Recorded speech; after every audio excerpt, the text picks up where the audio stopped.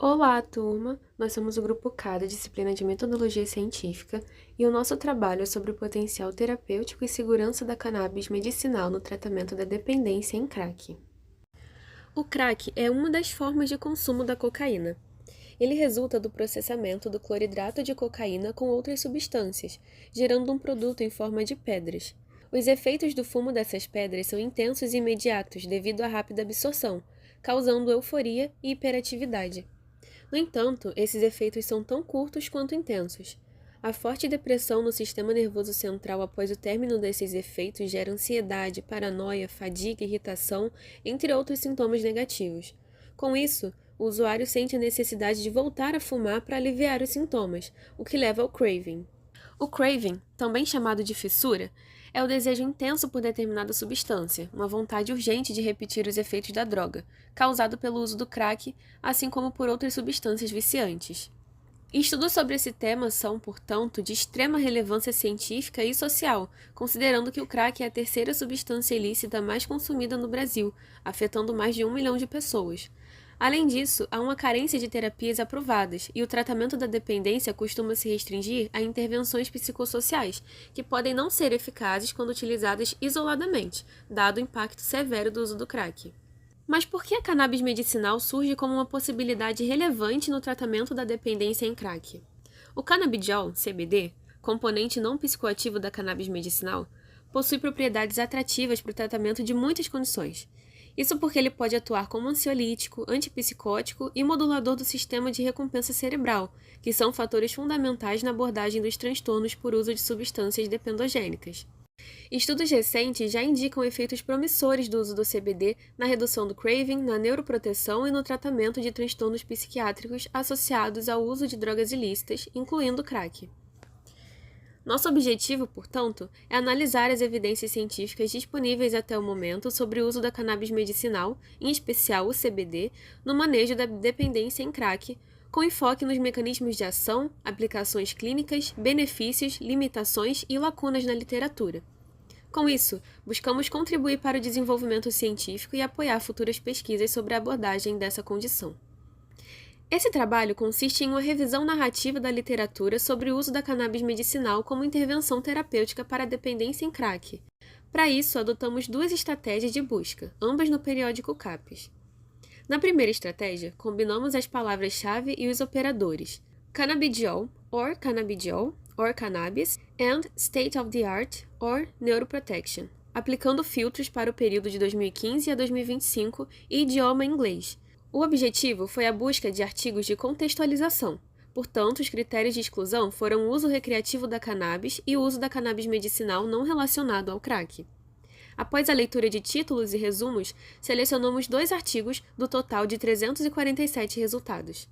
Na segunda estratégia, buscamos com as combinações crack, or crack cocaine, and cannabis, or cannabidiol, or craving, também filtrando entre 2015 e 2025, mais para idiomas português e inglês. Dessa vez, o foco foi encontrar trabalhos que abordassem especificamente o uso da cannabis medicinal no tratamento da dependência em crack ou o uso do CBD no alívio do craving, excluindo estudos que não tratassem diretamente do transtorno por uso de crack, o TUC.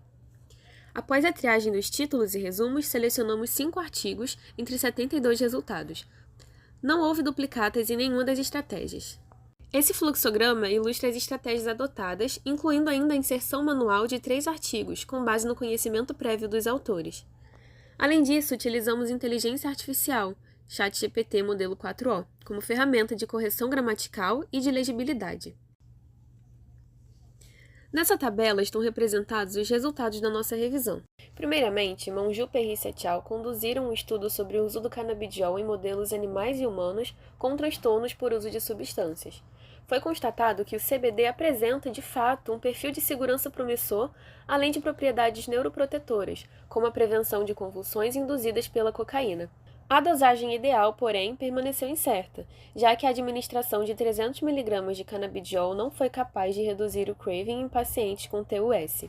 O estudo de Menezes Gaia et al. Foi feito com extratos de cannabis in natura e de planta integral, e não do canabidiol puro. Apesar da boa tolerabilidade, não houve redução na fissura em usuários de crack em comparação ao grupo controle.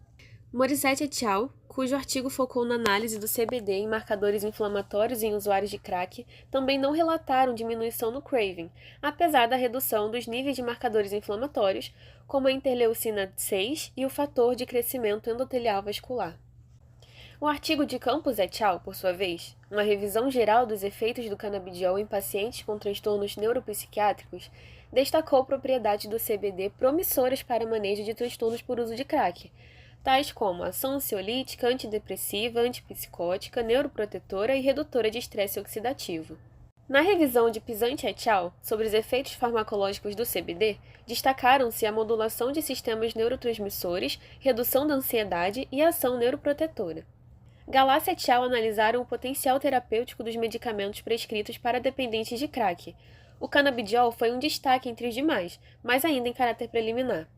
Por fim, Scala et al. Conduziram uma revisão das limitações dos ensaios clínicos com canabidiol para usuários de crack.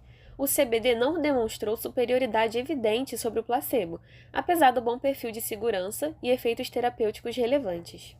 Com base nesses resultados, discutiremos agora as principais contribuições e limitações analisadas. Primeiramente, os estudos revisados indicam que o canabidiol possui de fato propriedades neuromoduladoras, destacando a prevenção de convulsões induzidas pelo uso da cocaína e a redução da toxicidade hepática em modelos animais. Há, no entanto, incertezas quanto à dosagem.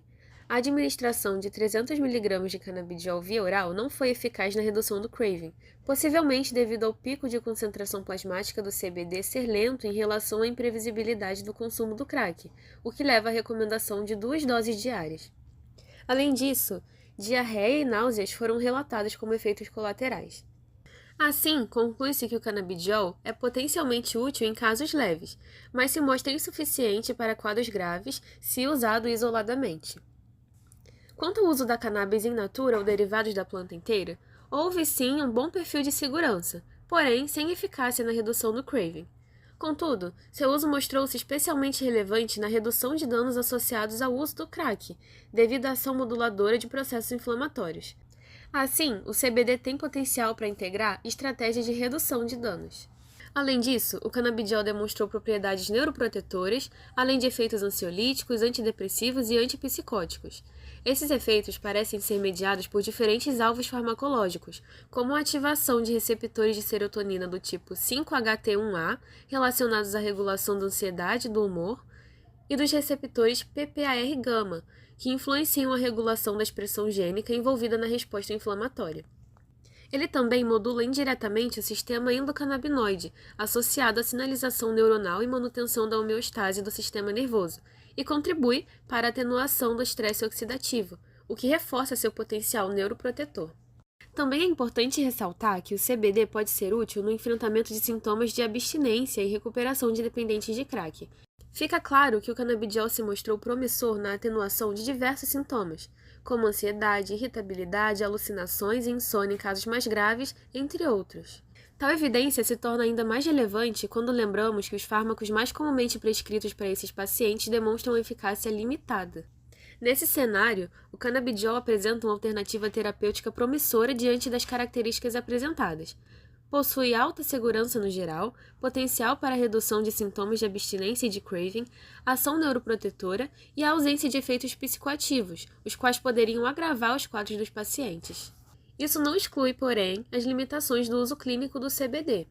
Diversos ensaios não demonstraram eficácia estatisticamente superior ao placebo, o que pode ser atribuído às amostras insuficientes de participantes, à escassez de estudos de longo prazo, doses baixas e a heterogeneidade dos perfis clínicos avaliados. Quanto às limitações na elaboração do nosso trabalho, a própria natureza do método da revisão narrativa, que não inclui critérios sistemáticos de inclusão e exclusão, além do possível viés de seleção, acaba gerando pequenos impasses. Também, a literatura analisada apresentou, no geral, limitações quanto ao tamanho das amostras, tempo de seguimento dos estudos, heterogeneidade metodológica e a escassez de ensaios clínicos focados no uso do canabidiol. Além disso, a pesquisa bibliográfica escolhida gerou um grande volume de artigos que foram irrelevantes aos objetivos do trabalho, especialmente na primeira estratégia adotada. Essas foram as referências bibliográficas que utilizamos ao longo desse trabalho. Muito obrigada pela atenção e fiquem à vontade para tirar quaisquer dúvidas.